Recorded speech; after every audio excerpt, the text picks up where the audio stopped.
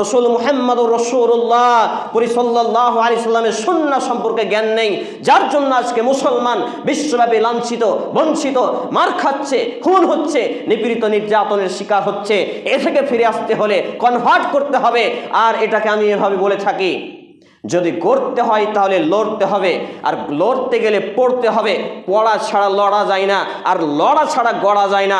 লড়া এবং পড়ার মাধ্যমেই গড়া আছে। তাহলে আমাকে এবং আপনাকে যদি সমাজ গড়তে হয়, শান্তিময় সমাজ, আদল ইনসাফওয়ালা সমাজ, ন্যায় নিষ্ঠবান সমাজ, যেখানে থাকবে না অন্যায়, রাহাজানি, পাপাচার, যেখানে থাকবে আলোকময় এক উজ্জ্বল নক্ষত্রের ন্যায় সৌন্দর্য, শান্তির প্লাবন, যেখানে ন্যায় ইনসাফ আদল থাকবে, যেখানে জুলুম চলবে না, অন্যায় চলবে না, রাহাজানি চলবে না, মূর্খতা থাকবে না, অবিচার থাকবে না। তাহলে এগুলো করতে হলে আগে কি করতে হবে?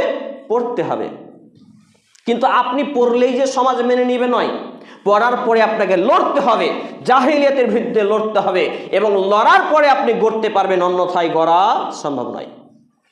এই যে জুমার দিন বিভিন্ন